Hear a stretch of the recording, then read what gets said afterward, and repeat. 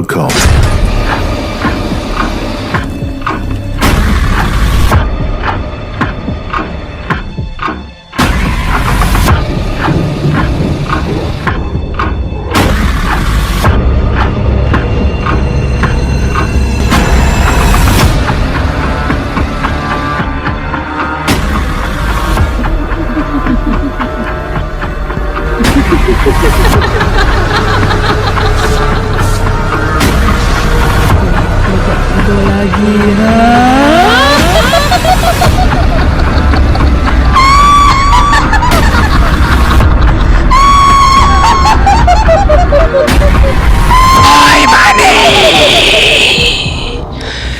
ভূত প্ল্যানেট।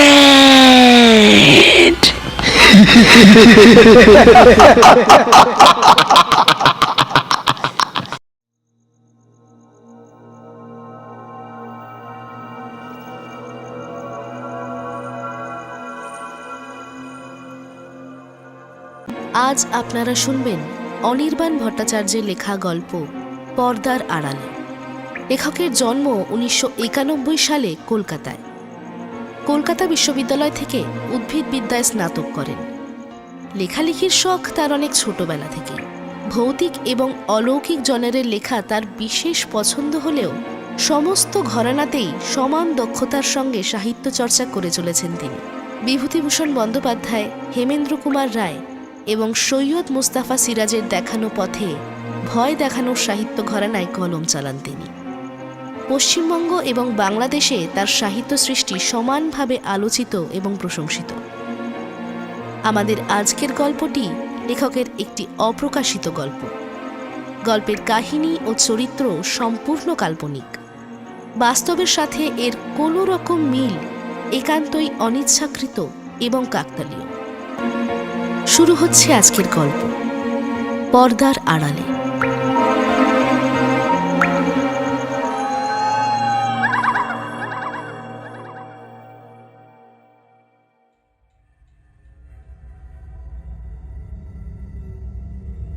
একা ঘরে শুতে ভীষণ ভয় লাগছিল রোশনির।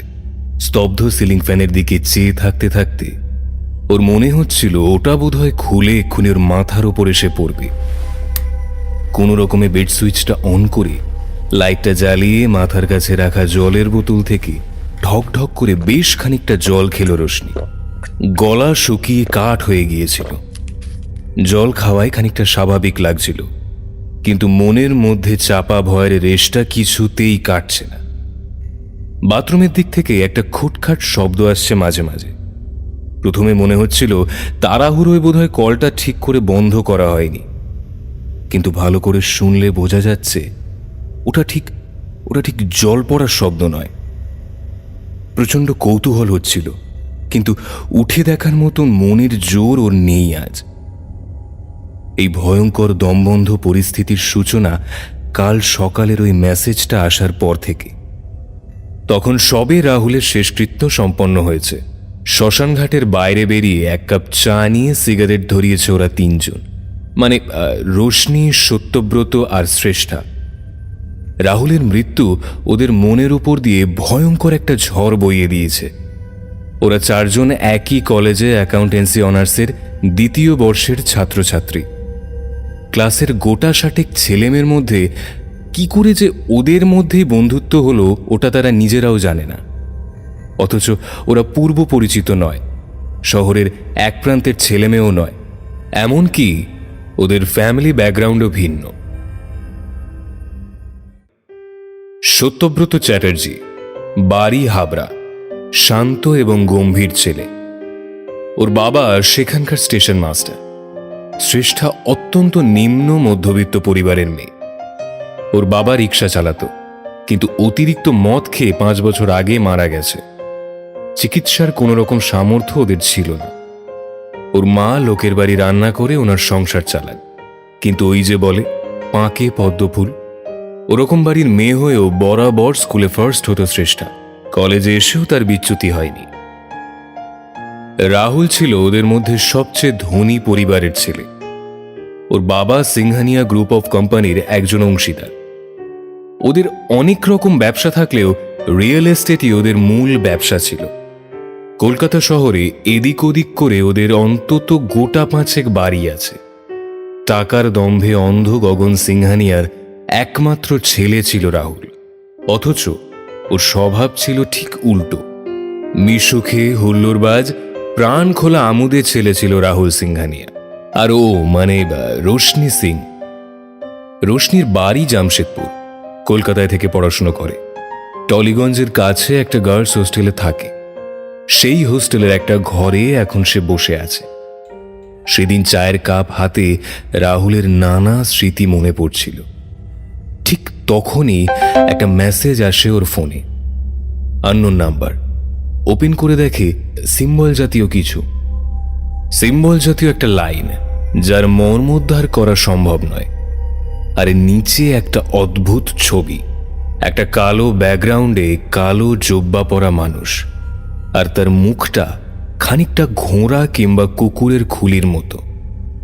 ও ভেবেছিল কেউ বোধহয় মজা করছে ওর সঙ্গে। এই দুঃসময় এই ইয়ার্কি ওর ভালো লাগেনি। এমনকি ফোন করে কে এটা করেছে সেটা জানারও আগ্রহ ওর হয়নি। কিন্তু কাল রাতে আবার সেই মেসেজ। এবার ছবিটি একটু আলাদা।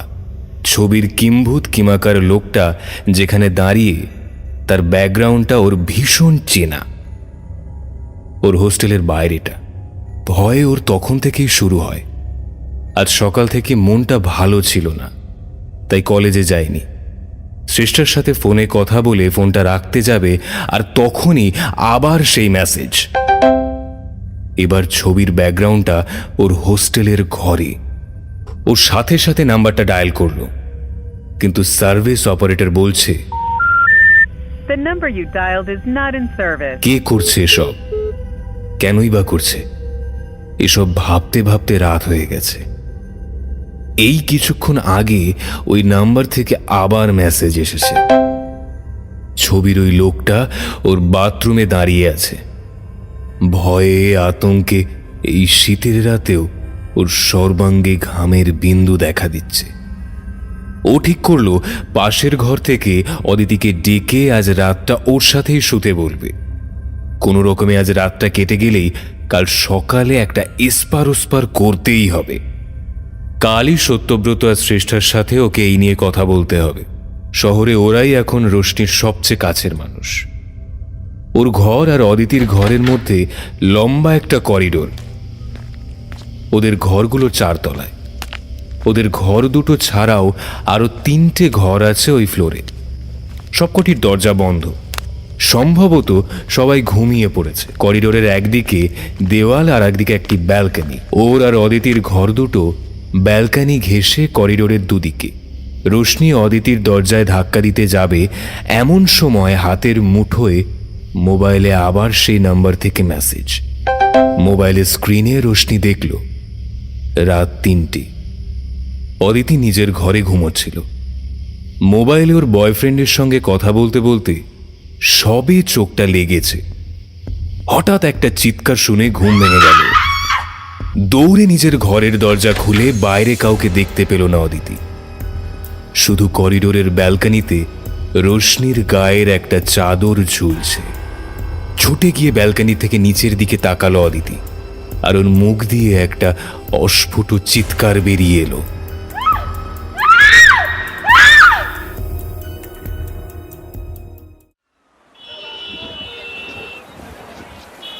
থানার গাড়ি থেকে নামতে নামতে সাব ইন্সপেক্টর সোমনাথ দে শুনতে পেল তার পরিচিত হট্টগোল। কনস্টেবল রাধানাথ দা চিৎকারে চেঁচামেচি করে রিপোর্টারদের সরাচ্ছে। ওসির করা হুকুম, সংবাদ মাধ্যম যেন এক্ষুনি বিষয়টার মধ্যে রসদ খুঁজে না পায়, তা ইনশিওর করতে হবে। ওনার কাছে উপর থেকে অর্ডার এসেছে। গতকাল রাতে থানায় একটা ফোন আসে। সিনিয়র সাব ইন্সপেক্টর শামীমবাবু তখন ডিউটিতে। টেকনিশিয়ান স্টুডিওর কাছে একটা গার্লস হোস্টেলে একটা মেয়ে নাকি 4 তলার ব্যালকনি থেকে লাফিয়ে সুইসাইড করেছে। বিল্ডিংয়ের সিঁড়ির কাছে বোর্ডাররা সব দাঁড়িয়ে রয়েছে। সকলের মুখ ভয়ে আতঙ্কে থমথমে হয়ে রয়েছে। আর বিল্ডিংয়ের সামনে ছোট্ট উঠোনটার ওপর পড়ে আছে একটা বছর 20-22-এর মেয়ে। তখনও তাজা রক্ত জমে রয়েছে মাথার চারপাশে। শামীমবাবু বডি পর্যবেক্ষণ করেন এবং বুঝতে পারেন দেহে প্রাণ নেই। বডি থেকে কিছুটা দূরে একটা মোবাইল পড়ে রয়েছে। মোবাইলটা তুলে দেখা গেল সেটা বেবাক ফাঁকা, কিচ্ছু নেই তার মধ্যে, নিদেন পক্ষে কটা নাম্বারও নয়। তারপর তিনি ফটোগ্রাফারকে ডাকিয়ে নিয়ম মাফিক অকুস্থলের ফটো তুলে বডি পোস্টমর্টমে পাঠিয়ে দিয়েছে। ঘটনাটা রিজেন্ট পার্ক থানা এলাকার। সোমনাথ সকালে থানায় ঢোকা মাত্র বড়বাবু তাকে ডেকে পাঠালেন।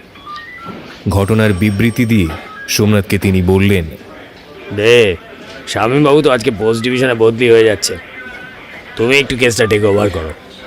বড়বাবুর ঘর থেকে বেরোতে বেরোতে শামীমবাবু কানে কানে ফিসফিস করে বললেন, আমি তো কাটিয়ে দিলাম, কিন্তু তুমি ফেসে গেলে। তবে চিন্তা করো না, তুমি ইয়াং ছোকরা, গার্লস হোস্টেলের কেস একদিকে সাপে বড় হলো, কি বলো?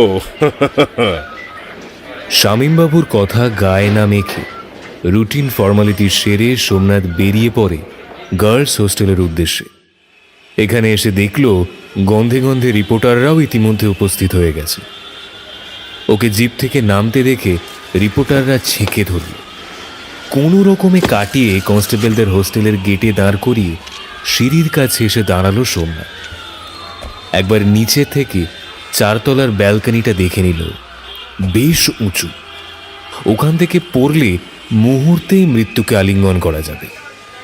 ইতিমধ্যে হোস্টেলের ম্যানেজার কাম মালকিন সুভাষিনী দেবী নেমে এসেছে।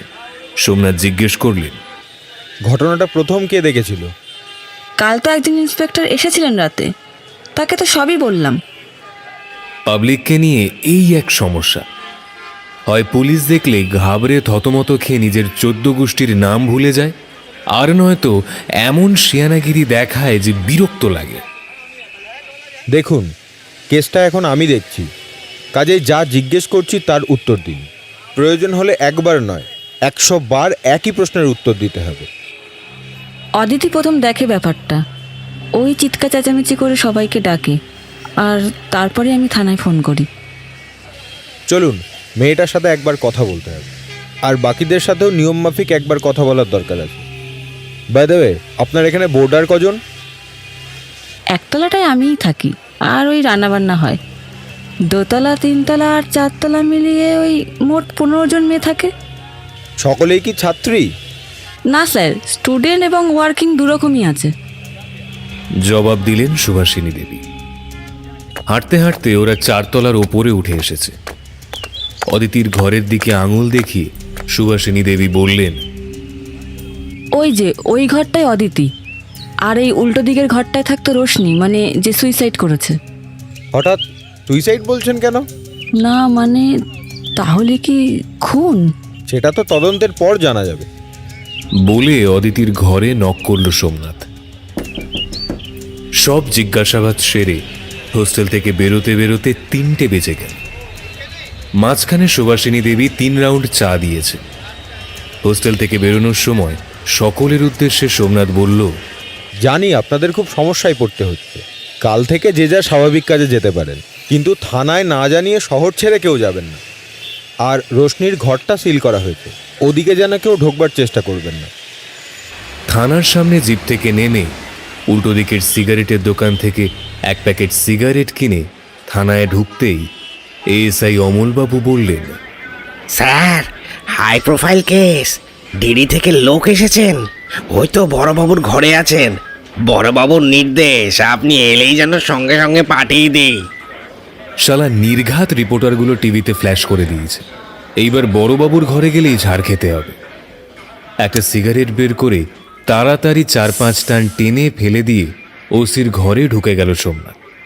ওসি সাহেব বললেন, এই তো সোমনাথ, পরিচয় করিয়ে দিই, OC DD homicide Binod Kumar, আর ইনি হলেন investigating officer sub inspector Somnath দে।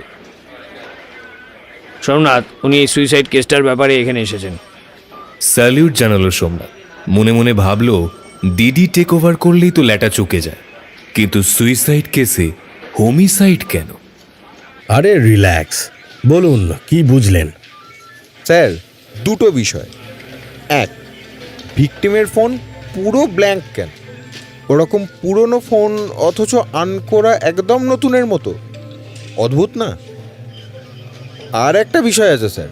প্রবাবল সুইসাইড কেসে ডিডি হোমিসাইড কেন এই ভাবছেন তো? হেসে সম্মতিসূচক মাথা নাড়ে সোমনাথ।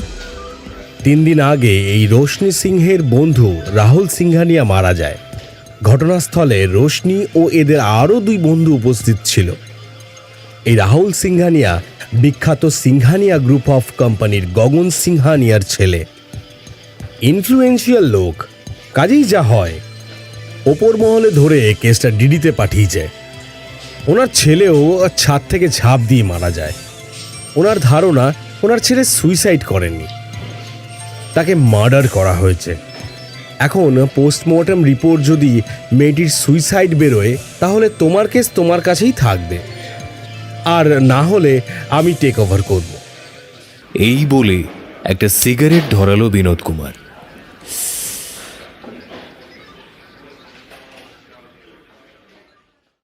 কি করি বলতো? একটু আগেই পুলিশ এসেছিল। মেসে থাকি, এসব পুলিশি হ্যাঙ্গামা হলে দেখে না টিকতে পারবো না। বলল সত্যব্রত। একগাল মুড়ি মুখে নিয়ে কানে ফোনটা ঠিক করতে করতে উত্তর দিল শ্রেষ্ঠা। দেখ, রাহুল আর রোশনির সুইসাইডের পর পুলিশ আসবে আমাদের কাছে, সেটাই তো স্বাভাবিক। পুরো দুনিয়া জানে যে আমরা 4 জন কলেজের সবচেয়ে ক্লোজ। এতে তো ভয় পাওয়ার কিছু নেই। হ্যাঁ, বুঝতে পারছি তোর মেসে সমস্যা হবে, কিন্তু কিছু তো করার নেই, বল। দেখ, বিষয়টা ভয় পাওয়ার নয়, কিন্তু পুলিশি ঝামেলা কেন হচ্ছে তাই তো ঠিক বুঝতে পারছি না। আসলে এটা তো সুইসাইড, তাই না? আমি কিন্তু বলে দিয়েছি পুলিশকে ওদের রিলেশনের ব্যাপারটা। তোর ওখানেও আসার সম্ভাবনা আছে, তুইও কিন্তু একটু বুঝে শুনে কথা বলিস ভাই। এখন রাখলাম, বুঝলি? কাল কলেজ আসবি? রোশনিটাও ছেড়ে চলে গেল, মনটা ভাল লাগছে না রে। তার মধ্যেই পুলিশি ঝামেলা। না রে, পরশু থেকে যাব ভাবছি। ঠিক আছে, রাখলাম এখন। বলে ফোনটা কেটে দিল শ্রেষ্ঠা। কলেজের প্রথম দিন থেকেই রাহুলকে শ্রেষ্ঠার ভীষণ ভালো লাগতো। কত বড়লোক বাবার ছেলে, অথচ একটু অহংকার নেই। প্রাণ খোলা দরাজ গলায় কিশোর কুমারের গান গাইত। হ্যাঁ, পড়াশুনোয় হয়তো তেমন ভালো নয়, কোটায় ভর্তি হয়েছে, কিন্তু মানুষ হিসাবে রাহুলের জুরি মেলা ভার। সেখানে শ্রেষ্ঠা কলেজের ভর্তি হওয়ার মেরিট লিস্টে প্রথম বর্ষের পরীক্ষায় প্রথম, ক্লাসের সব প্রফেসরদের প্রশ্নের উত্তর দেওয়ার ক্ষেত্রেও প্রথম। শ্রেষ্ঠা ভেবেছিল ওর এই পারফরমেন্স রাহুলের চোখ কাড়বে, কিন্তু সেগুড়ে বালি। প্রথম দিন থেকেই রোশনিকে ভালো লাগতে শুরু করে রাহুলের। হয়তো দুজনেই নন বেঙ্গলি বলে, হয়তো পড়াশুনো বাদে অন্য ক্ষেত্রে দুজনের মন বেশি থাকার কারণে, কিংবা রোশনির হালকা ঢলানি ছিল বলে, কিংবা যে কোনো কারণেই হোক, যেখানে রোশনি সেখানেই রাহুল। ক্লাসরুমের বন্ধুবান্ধবরা হাসাহাসি করতে শুরু করেছিল অলরেডি। ওদের দেখে হিংসায় জ্বলে পড়ে যেত শ্রেষ্ঠা। তারপর গত মাসে রোশনির জন্মদিনে হোটেলে অত লোকজনের সামনে হাঁটু গেড়ে বসে রিং দিয়ে ওকে প্রপোজ করেছিল রাহুল। সেদিন শ্রেষ্ঠা উঠে চলে এসেছিল হোটেল থেকে। রাগে অপমানে মুখ লাল হয়ে গেছিল ওর। বাসে করে বাড়ি ফিরতে ফিরতে জানলার দিকে মুখ করে ক্রমাগত চোখের জল ফেলে যাচ্ছিল। বাড়ি এসেও না খেয়ে চুপচাপ শুয়ে পড়েছিল। মা অনেক জিজ্ঞেস করেছিল কি হয়েছে, কিন্তু কোনো উত্তর দেয়নি ও। সারা রাত ঘুম হয়নি। খালি মনে হচ্ছিল সব সুখ কি অন্যের কপালে। পড়াশোনায়ও এত ভালো, কারুর সাথে পাশে থাকে না, তাও ওই ইউজলেস রোশনির কপালেই জুটল সব সুখ। আর আজ সত্যব্রত ওই রোশনির জন্য দুঃখ পাচ্ছে। সব ছেলেগুলো সেম, শালা একটু ঢলানি দিলেই একেবারে জিভ বেরিয়ে যায় এদের। দরজায় কে কড়া নাড়ছে। গায়ে ওড়না জড়িয়ে শ্রেষ্ঠা বেরিয়ে দেখল পুলিশ। নমস্কার, সোমনাথ দে, সাব ইন্সপেক্টর, রিজেন্ট পার্ক থানা। আমরা আপনার বন্ধু রোশনি সিংয়ের মৃত্যুর ব্যাপারে কিছু জিজ্ঞাসাবাদ করতে চাই। কেন? ও তো শুনলাম সুইসাইড করেছে। আর আবার কি জিজ্ঞাসাবাদ করবেন আপনারা? দেখুন, পুলিশের সাথে সহযোগিতা করুন। আর তাছাড়া আপনার 2 বন্ধু মারা গেছে, আপনাকে তো কিছু প্রশ্নের উত্তর দিতেই হবে। ভেতরে আসতে পারি? শ্রেষ্ঠা ওদের দুজনকে ঘরের ভিতরে আসতে বলল। ঘরে ঢুকে সোমনাথ দেখল অত্যন্ত ছোট একটা ঘর, পাশে বারান্দা, সেখানে রান্নার ব্যবস্থা, আর তার লাগোয়া একটা দরজা। সম্ভবত ওটা একটা বাথরুম। বস্তিগুলোতে যেরকম ঘর হয় আর কি। তবে সবচেয়ে আশ্চর্যের যেটা, সেটা হলো ঘরটা অস্বাভাবিক গোছানো এবং নানা রকম শৌখিন জিনিসপত্র দিয়ে ঢাকা। স্পষ্টই বোঝা যাচ্ছে দারিদ্র্য অস্বীকার করে হায়ার লাইফস্টাইলের প্রতি আকর্ষণ রয়েছে ঘরের বাসিন্দাদের। আপনার বাড়িতে আর কে কে আছে? আমি আর আমার মা। বাবা মারা গেছেন বছর 5 আগে। কিন্তু ওনাকে দেখছি না তো। মা কাজে গিয়েছে। উনি কি কাজ করেন? বিছানায় রাখা একটা ম্যাগাজিন উল্টাতে উল্টাতে জিজ্ঞেস করলো সোমনাথ। লোকের বাড়ি কাজ করে। আচ্ছা, এবার বলুন তো, আপনার কেন মনে হচ্ছে রোশনি সুইসাইড করেছে? দেখুন, রাহুলের সাথে রোশনির একটা রিলেশন ছিল। রাহুলের মৃত্যুর পর রোশনি ভেঙে পড়েছিল, হয়তো সেই কারণেই মনের দুঃখে। বেশ, এবার বলুন তো, রাহুলের মৃত্যুর দিন ঠিক কি হয়েছিল? সেদিন তো আপনারা সেখানেই ছিলেন নাকি? সেদিন রাতে রাহুলের বেহালার বাড়িতে আমাদের নিমন্ত্রণ ছিল। ওর জন্মদিন ছিল সেদিন। খাওয়া দাওয়ার পর আমরা সবাই রাহুলের পড়ার ঘরে বসে এটা ওটা গল্প করছিলাম। হঠাৎ রাহুল বলল ও একটু ছাদ থেকে আসছে। তারপর ওর পেছন পেছন রোশনিও ছাদে গেল। এর কিছুক্ষণ পর সত্যব্রত বাথরুমে যায়। তখন আপনি কি করছিলেন? আমি ওই ঘরেই ছিলাম, মোবাইল ঘাঁটছিলাম। আপনিও ছাদে গেলেন না কেন? দেখুন, ওরা দুজন কাপল, তাই ওদের মাঝে গিয়ে ওদের ডিস্টার্ব করতে চাইনি। তারপর হঠাৎ শুনতে পাই রাহুলের চিৎকার আর একটা ভারী কিছু পড়ে যাওয়ার শব্দ। সেই শুনে আমি ছুটে দোতলার ঘর থেকে ছাদে গিয়ে দেখি রোশনি ছাদের রেলিং ধরে নিচের দিকে তাকিয়ে আছে, আর পেছন পেছন সত্যব্রত বাথরুম থেকে বেরিয়ে ছাদে উঠে গেছে। তারপর আমরাই নিচে গিয়ে দেখি যে রাহুল মুখ থুবড়ে পড়ে আছে, চারপাশ রক্তে ভেসে যাচ্ছে। আমরা তখনই ওর বাবাকে খবর দিই। কিছুক্ষণের মধ্যেই কাকু আসেন এবং সাথে ডাক্তারও আসে। রোশনি তো ছাদেই ছিল, ওকে জিজ্ঞেস করেননি রাহুল কিভাবে পড়ে গেল? করেছিলাম তো, কিন্তু ও বলল কিছু দেখতে পায়নি। ও বলছিল ওর কানের দুলটা নাকি খুলে পড়ে গিয়েছিল। সেটা খোঁজার জন্য ও পেছন ফিরে নিচু হয়ে বসেছিল, আর সেই সময়ই ঘটনাটা ঘটে। ঠিক আছে ম্যাডাম, আজ এটুকুই যথেষ্ট। প্রয়োজন পড়লে আবার আসবো। অন্য কিছু মনে পড়লে আমাকে ফোন করবেন। আমার নাম্বারটা ক্যান্ডি লিখে নিন, আর লোকাল থানায় না জানিয়ে শহর ছেড়ে কোথাও যাবেন। ঘর থেকে বেরোতে বেরোতে বলল সোমনাথ। পুলিশ বেরোনো মাত্রই আবার সত্যব্রতর ফোন। কি হয়েছে বল। শোন না, জানি এসব বলার এখন সময় নয়, কিন্তু তবু বলছি, ওই ব্যাপারটা কিছু ভাবলি? এই মাত্র পুলিশ অনেক হেজিয়ে গেছে, তুই আর আমার মাথা খাস না। রাখলাম এখন। বলে ধপ করে ফোনটা কেটে দিল শ্রেষ্ঠা। নিউ আলিপুর রেল কলোনিতে শ্রেষ্ঠা দাসের বাড়িতে যাওয়ার সময় বিনোদ কুমার বলেছিল, দেখো সোমনাথ, ফরেন্সিক রিপোর্ট আসতে আসতে বিকেল। যদি আমি কেসটা টেক ওভারও করি, তাও আমি চাই তুমি এই কেসটায় আমার সাথে থাকো। সেরকম হলে আমি এসিডিডি আর তোমার ওসির সাথে কথা বলে নেব। আপাতত তুমিই কথা বলবে, আমি সাথে থাকবো। আশা করি তোমার অসুবিধে হবে না। শ্রেষ্ঠার বাড়ি থেকে বেরিয়ে বিনোদ কুমার নিজে একটা সিগারেট ধরালো আর সোমনাথকে একটা সিগারেট বাড়িয়ে দিয়ে বলল, কি বুঝলে? Sir, lower financial family but high intention to consume. বস্তির ওইটুকু ঘর কীরকম শোপিস দিয়ে সাজিয়েছে দেখেছেন? কেসটা যদি মার্ডার হয়, রাহুল সিংহানিয়ার দিকে এর ঝোঁক থাকাটা অস্বাভাবিক নয়। সেক্ষেত্রে আমাদের সেকেন্ড ভিকটিম রোশনি সিংয়ের সাথে রাহুল সিংহানিয়ার রিলেশনটা শ্রেষ্ঠার পক্ষে মেনে নেওয়াটা একটু কঠিন। ইন দ্যাট কেস একটা মোটিভ পাওয়া গেলেও যেতে পারে। সোমনাথ সবে কথা থামিয়েছে, অমনি ওর ফোনটা বেজে উঠল। ফরেন্সিক থেকে ফোন এসেছে। ফোন নামিয়ে সোমনাথ বলল, স্যার, রোশনি সিংয়ের নখে প্লাস্টারের পার্টিকেল পাওয়া গেছে, আর ওর ফোনে একটা স্পেশাল টাইপ অফ ম্যালওয়্যার। কেসটা নর্মাল সুইসাইড হলো না সোমনাথ। তুমি থানায় ফিরে যাও, আমি ডিডি অফিস যাচ্ছি। রেডি থেকেও, আমি তোমায় ডেকে নেব। যথারীতি সোমনাথ থানায় ফিরে এসেছে। অফিসের অন্যান্য কাজ করতে করতে বড়বাবুর ঘরে আবার ডাক। ঘরে ঢুকতেই বড়বাবু জিজ্ঞাসা করলেন, কি দে, কি বলেছ বিনোদ কুমারকে? থানায় আর ভাল লাগছে না? আগে না স্যার, সেরকম কিছু তো বলিনি। তাহলে তোমায় ডিডিতে ডাকছে কেন? একেই শামীমবাবু ট্রান্সফার হয়ে গেলেন, তারপর তুমিও বেরিয়ে যাবে। থানায় কাজ চলবে কি করে বলো তো? যাই হোক, আটকাতে তো পারবো না। Best of luck for the case. বেরিয়ে পড়ো তাহলে ডিডির উদ্দেশ্যে। বলে সোমনাথের সাথে হ্যান্ডশেক করল বড়বাবু।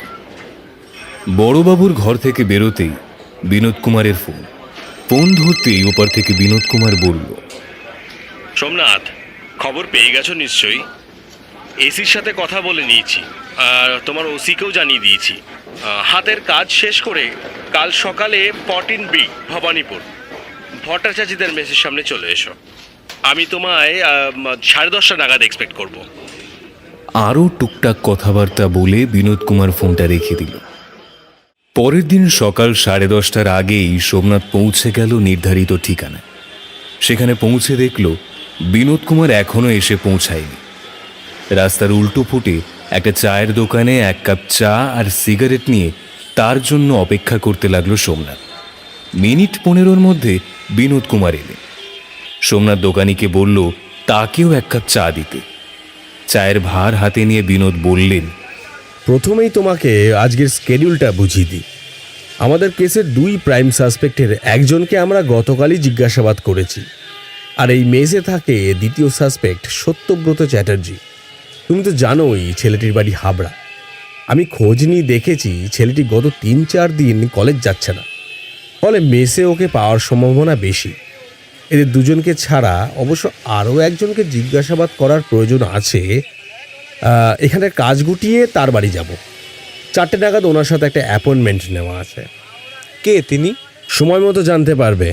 এখন চলো সত্যব্রতর সাথে কথা বলা যাক। বলে চায়ের দোকানের বেঞ্চ থেকে উঠে দাঁড়ালেন বিনোদ কুমার। মেসে গিয়ে খোঁজ করতেই মেসের ম্যানেজার খিটখিট করে উঠলেন, আরে মশাই, এই ছেলেকে নিয়ে দেখছি ভারী ঝামেলায় পড়লাম। 2 দিন আগে পুলিশ এসে জেরা করে গেল। আপনারা আবার কারা? আপনাকে যা জিজ্ঞেস করা হচ্ছে তার উত্তর দিন। সত্যব্রত চ্যাটার্জি কি এখন মেসে আছে? আর ওর ঘর কোনটা সেটা দেখিয়ে দিন। এ পঞ্চা, বাবুদের একটু সত্যব্রতর ঘরটা দেখিয়ে দে। বলে হাঁক দেওয়া মাত্র একটা রোগা মতন লোক, সম্ভবত মেসের কর্মচারী হবে, এসে ইশারায় তাকে ফলো করতে বলল। ভবানীপুরের পুরনো বাড়িগুলোর মধ্যে এটাও একটা। বর্তমানে মেস হিসাবে ভাড়া দেওয়া হচ্ছে। তাতেও যে খুব একটা লাভ হচ্ছে মেনটেনেন্সের অভাব দেখে তা মনে হচ্ছে না। দেওয়ালের পলেস্তেরাগুলো প্রায় সর্বত্রই খসে পড়েছে। প্রাচীন ইটগুলো হাঁ করে দেওয়াল থেকে তাকিয়ে আছে। ভগ্নপ্রায় সিঁড়ি দিয়ে বাড়ির দোতলায় উঠে বারান্দা ধরে একদম শেষের ঘরটার সামনে নিয়ে এসে লোকটা সোমনাথদের আঙুল দিয়ে দেখিয়ে দিল, ভেতরে আসতে পারি?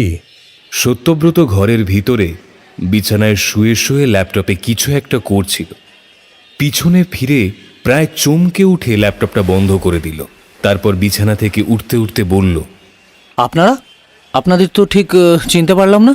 আমি সাব ইন্সপেক্টর সোমনাথ দে, আর ইনি OC Binod Kumar, detective department, Kolkata police. ঘরের চারপাশটা দেখতে দেখতে উত্তর দিল সোমনাথ। ঘরটা আর 5টা মেজবাড়ির মতোই অগোছালো আর চূড়ান্ত নোংরা। বারান্দার মতো এই ঘরে পলেস্তেরাগুলো এখনো খসে পড়েনি, কিন্তু দীর্ঘদিন রং না করায় দেওয়ালের হতশ্রী অবস্থা।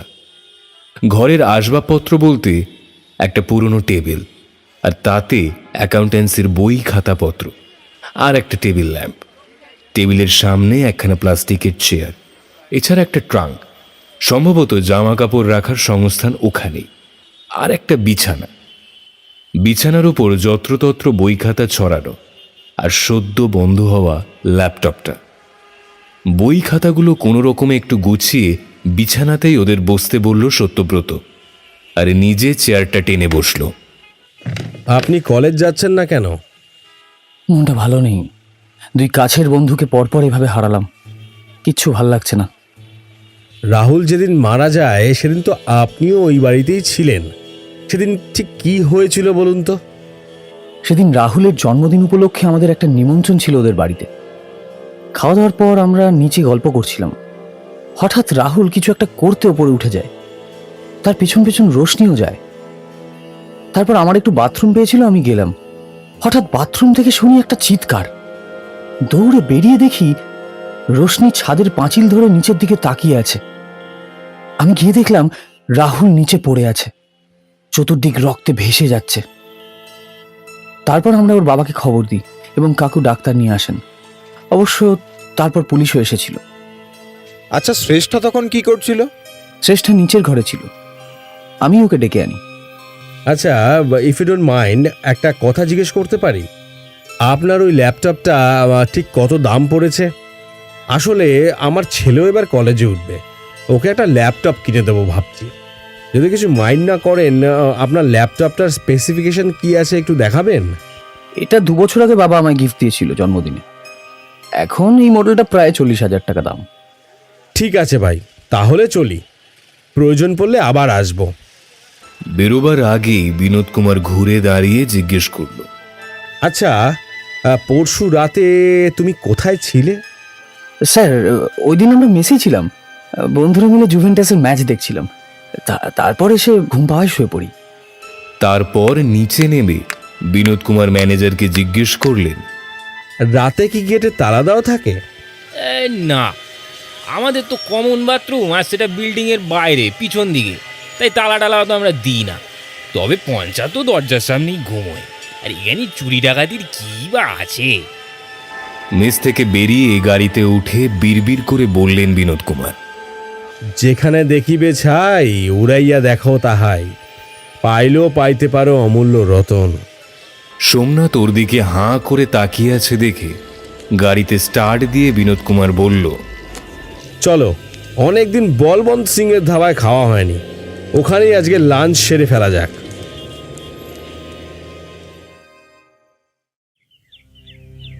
আচ্ছা, আপনার কেন মনে হয়েছিল যে আপনার ছেলের মৃত্যুটা সুইসাইড নয়? দেখুন, আমি রাহুলকে আগেই বলেছিলাম বিবিএ করতে। ও নিজেই জেদ করে এসব ফালতু অ্যাকাউন্টেন্সি অনার্স পড়তে গেল। তাও বলেছিলাম একটা কোনো বিদেশি ইউনিভার্সিটি থেকে পড়, বাবুর তাতেও আপত্তি। এইসব ফালতু কলেজে পড়াশুনো করে একে তো কোনো প্রসপেক্ট নেই, তার উপর জোটে সব থার্ড ক্লাস বন্ধু বান্ধব। ওর বাকি 3 বন্ধুর কারোরই আমাদের মতো ফিনান্সিয়াল ব্যাকগ্রাউন্ড নয়। টাকার লোভে বা হিংসায় ওদের 3 জনের মধ্যে যে কেউ এই কাজটা করে থাকতে পারে বলে আমার মনে হয়েছিল। জলদগম্ভীর গলায় উত্তর দিল গগন সিংহানিয়া। সোমনাথরা মিনিট 15 হলো বেলভেডিয়ার রোডে সিংহানিয়া প্যালেসে এসেছে। এখানে আসার আগে অবধি বিনোদ কুমার সোমনাথকে বলেনি কোথায় যাচ্ছে ওরা। এখানে আসার পর বিনোদ কুমার গাড়ি থেকে নেমে বলল, সরি সোমনাথ, তুমি এই কেসটায় থাকলেও এখনো ডিডির পার্ট নও, তাই অফিসিয়াল গ্রাউন্ডে আসার আগে অবধি তোমায় বলতে পারিনি বিষয়টা। আশা করি তুমি আমার বাউন্ডিংসটা বুঝবে। কিন্তু গগন সিংহানিয়া সাসপেক্ট কেন? মোটিভটা কি? এখনো কোনো মোটিভ সামনে নেই, তবে আমরা কাউকেই সাসপেক্ট লিস্টের বাইরে রাখতে পারি না। এই বলে বিনোদ কুমার নিজের কার্ডটা দারোয়ানের হাতে দিয়েছে। ভিতর থেকে জিজ্ঞেস করে এসে দারোয়ান ওদেরকে নিয়ে গেল ড্রয়িং রুমে। সত্যি প্যালেস, ঘরের ভিতরে ফাউন্টেন, সম্ভবত ইটালিয়ান মার্বেল, কোটি টাকার ঝাড়বাতি এবং এরকম আরও প্রাচুর্য সম্ভার সারা বাড়ি জুড়ে। বেয়ারা এসে চা দিয়ে গিয়েছিল। অমন চা সোমনাথ বাপের জন্মে খায়নি কখনো। মিনিট 10 বাদে এসেছিল গগন সিংহানিয়া। আপনার কি কাউকে সন্দেহ হয়? প্রত্যেককেই হয়, তবে সবচেয়ে বেশি ওই শ্রেষ্ঠা নামের মেয়েটাকে। কিন্তু কেন?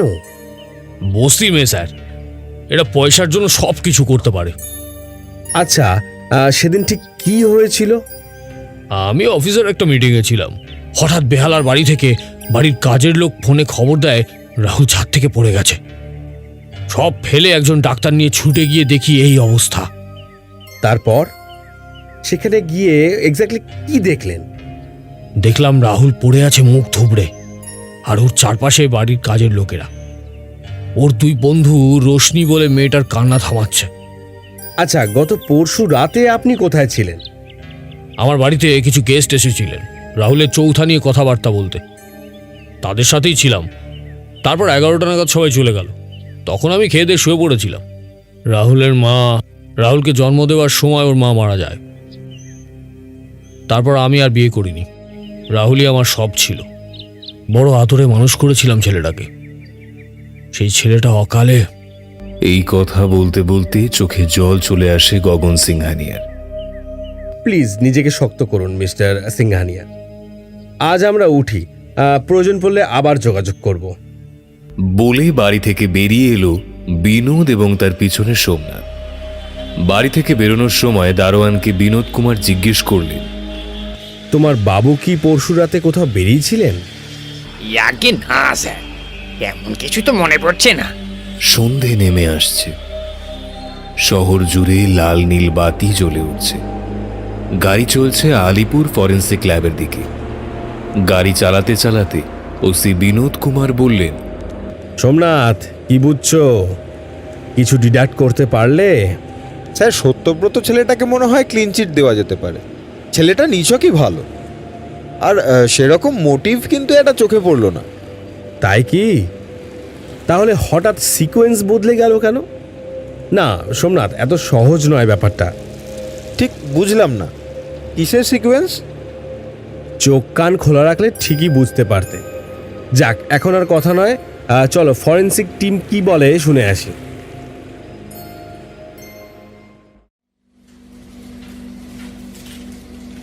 ফরেন্সিক টিমের বক্তব্য হল, রোশনি সিং এর মোবাইলে একটা স্পেশাল টাইপের ম্যালওয়্যার ইনস্টল করা হয়েছিল। এই সফটওয়্যারটা একটা সম্পূর্ণ ইরেলেভেন্ট নাম্বার থেকে ইনস্টল মোবাইলে মেসেজ পাঠায় এবং ওনারের অজান্তেই মোবাইলের ক্যামেরাটা অন হয়ে যায় এবং সে যেখানে উপস্থিত সেই জায়গার ছবি ক্যাপচার হয়। তারপর সেই ছবি এমনভাবে প্রেজেন্ট করা হয় যেন অন্য কেউ এইমাত্র ছবিটা তুলে তাকে মেসেজ পাঠিয়েছে। কখনো কখনো এর সাথে কিছু অ্যাডেড ফিচারও থাকে, যেমন ছবির মধ্যে কোনো পশু পাখি বা কার্টুন বা ভৌতিক জাতীয় কিছু এডিটিং করা জিনিস। এছাড়া এই মোবাইলে কোনো ফিঙ্গারপ্রিন্টও পাওয়া যায়নি, এমনকি রোশনি সিংয়েরও নয়। এছাড়া মেয়েটার নখে বিল্ডিংয়ের প্লাস্টারের অংশ পাওয়া গেছে। সম্ভবত পড়ে যাওয়ার আগে কিছু আঁকড়ে ধরতে চেয়েছিল ও। কাজেই এটা সুইসাইড বলে মনে হচ্ছে না। ফরেন্সিক ল্যাব থেকে বেরিয়ে বিনোদ কুমার কাকে একটা ফোন করলো। হ্যাঁ ভাই, শোনো না। আরে না না, কেসের ব্যাপারে নয়, আমার ছেলের কাল জন্মদিনে একদম ভুলে গেছিলাম। তুমি কি আমায় একটু হেল্প করতে পারবে? আর যদি খুব অসুবিধা না হয়, একটু একটা ল্যাপটপ বেছে দিতে পারবে? আমি ভাবছি ছেলেকে কালই ল্যাপটপটা গিফট করব। শোনো না, আমি যেতে পারছি না, সোমনাথকে পাঠাচ্ছি, তুমি একটু হেল্প করে দিও প্লিজ। হ্যাঁ, ও তোমায় পিক আপ করে নেবে আর কাজের শেষে তোমায় মেসে নামিয়েও দেবে। তাহলে আধ ঘন্টার মধ্যে ওকে পাঠাচ্ছি। হ্যাঁ হ্যাঁ, থ্যাংক ইউ ভাই, থ্যাংক ইউ। শোনো, আমি একটা ইম্পর্টেন্ট কাজ ছেড়ে আসছি, তুমি ততক্ষণ সত্যব্রতর সাথে ল্যাপটপটা দেখে এসো। স্যার, আপনার ছেলের জন্মদিনের জন্য অগ্রিম শুভেচ্ছা রইল। বিয়েই করিনি তো বাচ্চা, যা বললাম তাই করো, আর কাজ শেষ হলে আমাকে নিউ আলিপুর থেকে পিক আপ করে নিও। সোমনাথ অবাক হয়ে জিজ্ঞাসা করতে যাচ্ছিল, স্যার আপনি কি? বললাম না, এখন কোনো কথা নয়। এই নাও আমার ক্রেডিট কার্ড, আর আগে যেটা বললাম সেটা করো, ল্যাপটপটা কিনে আনো। ও হ্যাঁ, গগনবাবু ফোন করেছিলেন, উনি আজ বেহারার বাড়িতে আছেন। কাল সকালে স্টেজটার এগেনস্টে আমাদের অত্যন্ত ইম্পর্ট্যান্ট একটা প্রমাণ দেবে বলে সেখানে ডেকেছেন, তাই সকালটা ফ্রি রেখো, আর সত্যব্রতকেও সেখানে থাকতে বলো।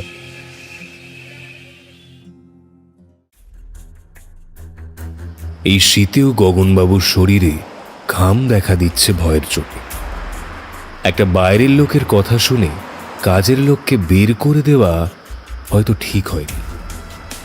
সন্ধ্যে থেকে 3খানা অদ্ভুত মেসেজ এসেছে তার ফোনে। নাম্বারটা অচেনা, ডায়াল করলে নট এক্সিস্ট বলছে। সাংকেতিক ভাষায় কিছু একটা লেখা, আর তার বাড়ির বিভিন্ন অংশের কয়েকটা ছবি, এবং প্রত্যেক কটাতেই একটা কালো জোব্বা পরা জন্তুর খুলির মতন মুখওয়ালা একটা লোক। ফোন থেকে কাউকে ফোন করা যাচ্ছে না, ডায়াল হওয়ার আগেই কেটে যাচ্ছে। লাস্ট মেসেজটায় ছবিটা বাড়ির ছাদে। গগনবাবুর খালি মনে হচ্ছে বাড়ির ছাদে কেউ যেন পায়চারি করছে। এই উত্তেজনা আর বেশিক্ষণ নেওয়া যাচ্ছে না, একবার ছাদে উঠে দেখা দরকার। এই ভেবে গগনবাবুর শরীরের সমস্ত শক্তি জড়ো করে বেডরুমের দরজা খুলে বের হলো ছাদের উদ্দেশ্যে। ছাদের দরজা খুলে গগনবাবু দেখল শীতের রাতে কুয়াশায় চতুর্দিক ঢেকে গেছে। ছাদের ছোট্ট বাল্বের আলোয় অদ্ভুত রোমাঞ্চকর আলো আঁধারি সৃষ্টি হয়েছে। সিঁড়ির মুখ থেকে পুরো ছাদটা দেখা না গেলেও যতটা দেখা যায় কোনো রকমে দেখে নিয়ে কাউকে দেখতে না পেয়ে মনে সাহস পেল গগনবাবু। উত্তেজনায় শীত বোধটাও কম হচ্ছে। উনি ভাবলেন নিশ্চয়ই কেউ একটা বাজে রকমের মজা করছে। সিঁড়ি থেকে ছাদে বেরিয়ে একটু প্রাণ ভরে হাওয়া নেওয়া যাক। যদিও ঠান্ডা লেগে যেতে পারে, তবুও খোলা হাওয়ায় মনের ভয়টা একটুখানি কাটবে। এক পা দুপা করে ছাদের ঠিক মাঝখানটায় গিয়ে দাঁড়ালো গগনবাবু। বাঁ পাশে মালি টবে টবে গাঁদা ফুল করেছে। গাঁদাগুলো শীতের আমেজে বেশ বড় সাইজের হয়েছে। গাঁদাগুলো দেখতে দেখতে মিনিট খানেক পার হয়ে গেছে। মনটা এখন একটু হালকা লাগছে। রাহুল চলে যাওয়ার পর থেকে কোনো কিছুতেই মন বসছিল না তা। এত ধন সম্পত্তি কার জন্য? উনি মনে মনে ঠিক করেছেন কোনো চ্যারিটেবল ট্রাস্টকে ছেলের স্মৃতিতে এই বেহালার বাড়িটা লিখে দেবেন। সিঁড়ি দিয়ে নামার দরজাটা এখন গগনবাবুর ঠিক পিছনে, আর বেশিক্ষণ খোলা ছাদে থাকাটা হয়তো ঠিক হবে না। নিচে নামার জন্য পিছন ফিরতেই গগনবাবুর বুকের রক্ত জল হয়ে গেল। ওনার থেকে হাতখানেক দূরে দাঁড়িয়ে ছবির সেই লোকটা, মাথা থেকে পা অবধি কালো জোব্বা পরা, মুখে সেই অদ্ভুত জন্তুর খুলি।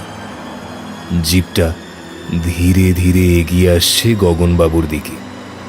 ওনার হাত পা যেন অসাড় হয়ে গেছে। শীতের রাত, জোরে চিৎকার করলেও হয়তো দু একজন বেরোবে, কিন্তু ওনার গলা দিয়ে এক ফোঁটাও স্বর বেরোলো না। কোনো রকমে পিছনের দিকে হাঁটতে শুরু করলো গগনবাবু। পেছোতে পেছোতে বললেন, কে কে তুমি? কি চাই? কি করে এলে এখানে? জিপটা কোনো রকমের উত্তর না দিয়ে একেবারে ধীরে ধীরে এগিয়ে আসছে। একেবারে ছাদের রেলিংয়ে এসে ঠেকে গিয়েছেন তিনি। আর পিছোবার পথ নেই। জিপটা এগিয়ে আসছে ধীরে, অথচ ক্রমাগত। ওটা এখন গগনবাবুর থেকে এক হাত দূরত্বে। প্রচণ্ড শীতেও ঘেমে ভিজে যাচ্ছেন গগনবাবু। জিপটা দু হাত তুলেছে, হয় গলা টিপে ধরবে, নয় ধাক্কা দিয়ে ফেলে দেবে ছাদ থেকে। ভয়ে চোখ বন্ধ করে ফেললেন গগনবাবু। Hands up! আর এক পাও নড়বেন না। আপনাকে রাহুল সিংহানিয়া ও রোশনি সিংহের মার্ডার এবং গগন সিংহানিয়ার অ্যাটেম্প টু মার্ডার কেসে অ্যারেস্ট করছি। সাক্ষী সাব ইন্সপেক্টর সোমনাথ দে। চিলেকোঠার ছাদের দিকে চোখ গেল গগনবাবু। সেখানে রিভলভার হাতে জিপটার দিকে তাক করে রয়েছেন দুজন লোক। বাল্বের ক্ষীণ আলোতেও চিনতে অসুবিধা হলো না। ওসিডিডি বিনোদ কুমার আর সাব ইন্সপেক্টর সোমনাথ দে। সোমনাথ, যাও বাছাদনের মুখোশখানা খোলো তো, দেখি চাঁদ বদনটা।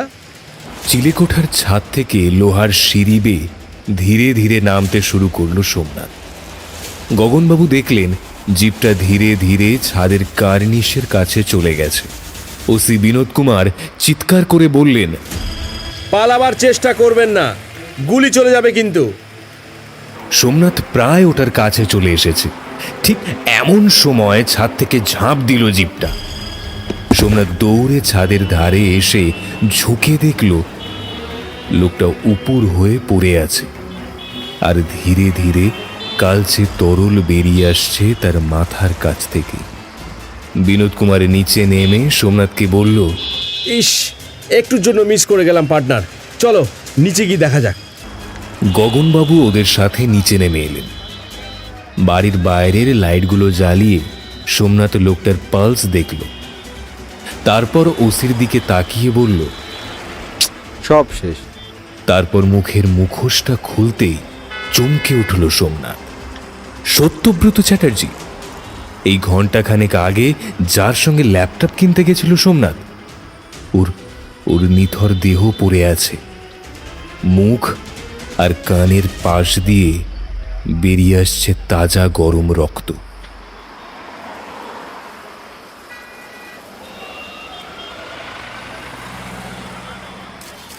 অ্যাম্বুলেন্স ডেকে বডি সরিয়ে ফর্মালিটি সারতে সারতে ভোর হয়ে গিয়েছে।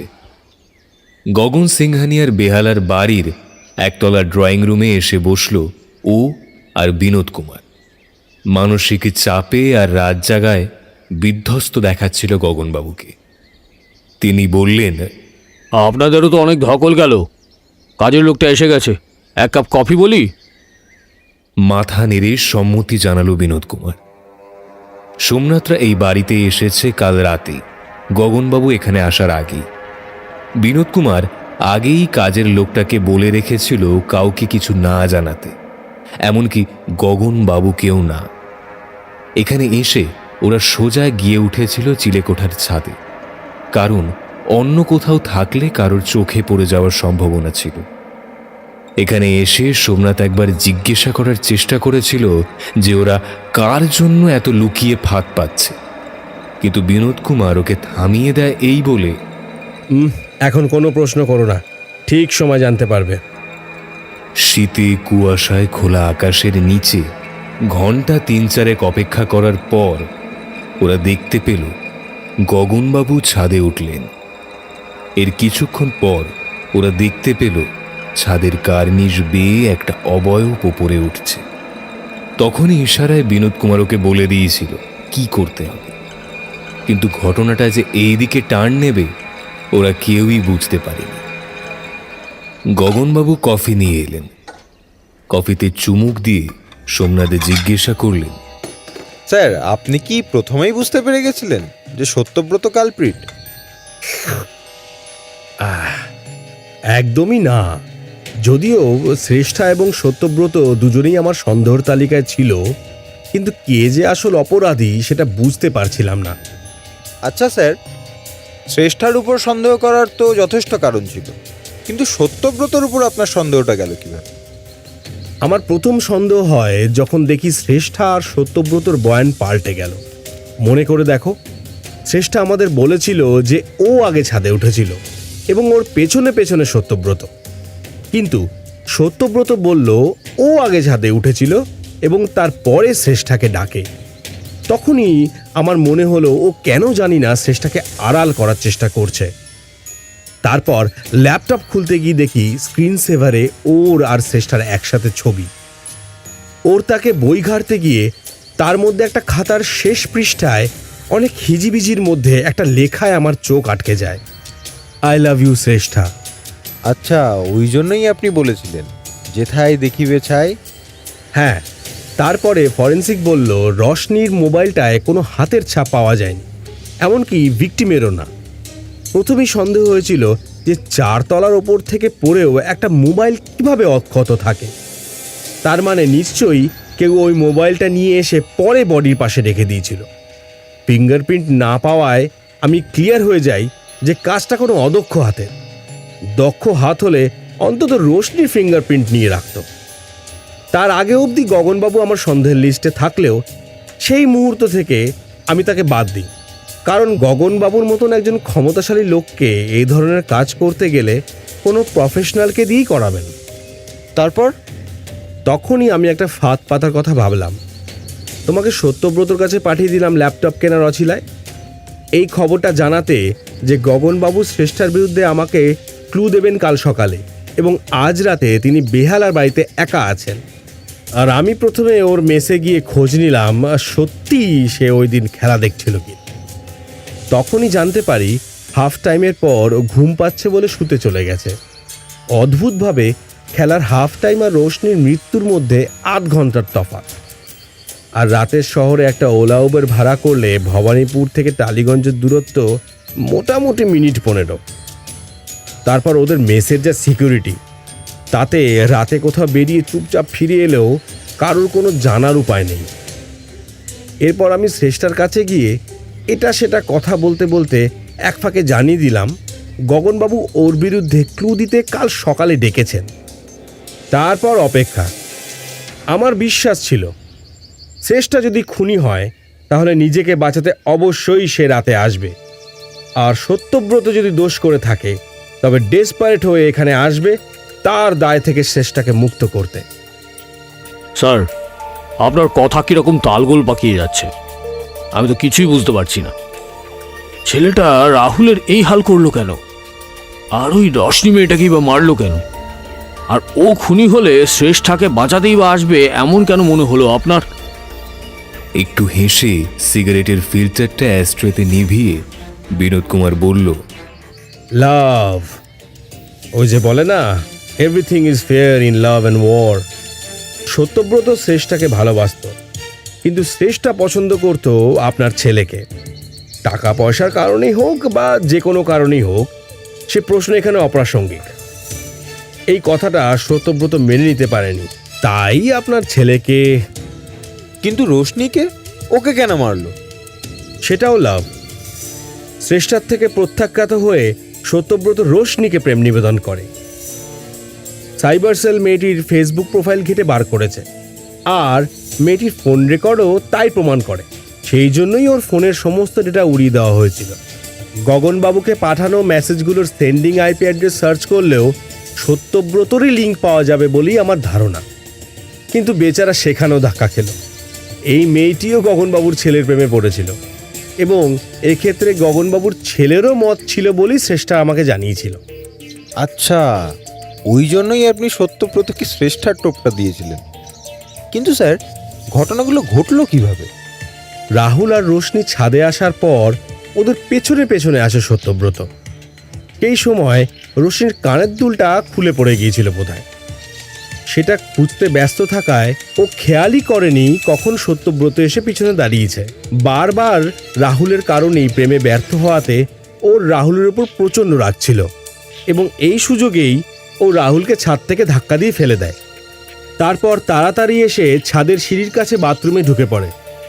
এরপর রোশনিকে বারবার ভৌতিক মেসেজ পাঠিয়ে সন্ত্রস্ত করে তোলে এবং মাঝরাতে ঘর থেকে বার করে আনেও। কোনোভাবে ও হয়তো আগে থেকেই ওদের হোস্টেলে লুকিয়েছিল। মেয়েটিকে একা পেয়ে সুযোগ বুঝে ধাক্কা দিয়ে দেয়, কিন্তু কিভাবে ও হোস্টেলে ঢুকেছিল বা কোথায় লুকিয়েছিল তার জানার উপায় রইল না। বিনোদ কুমার সোফা থেকে উঠে পড়লেন। গগনবাবু উঠে দাঁড়িয়ে ছলছলে চোখে একটু হাসি ফোটানোর চেষ্টা করে তার সাথে হ্যান্ডশেক করে বললেন, থ্যাংক ইউ স্যার, আপনার জন্যই আমার ছেলের মৃত্যু রহস্যের একটা কিনারা হলো। আরে না না, এ তো আমাদের ডিউটি। তবে থ্যাঙ্কস যদি জানাতেই হয় তবে সাব ইন্সপেক্টর সোমনাথকে জানান। ও যদি রোশনির মৃত্যুর তদন্ত করে ভিকটিমের মোবাইলটার প্রতি আমার দৃষ্টি আকর্ষণ না করত, তাহলে আমি হয়তো কেসটাকে সুইসাইড বলেই ছেড়ে দিতাম।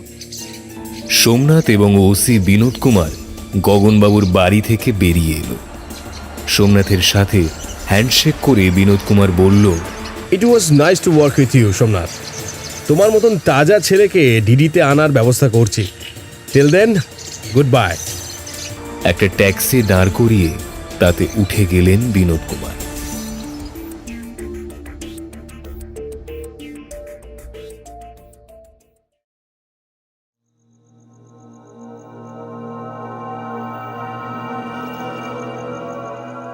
এতক্ষণ শুনছিলেন অনির্বাণ ভট্টাচার্যের লেখা গল্প পর্দার আড়ালে।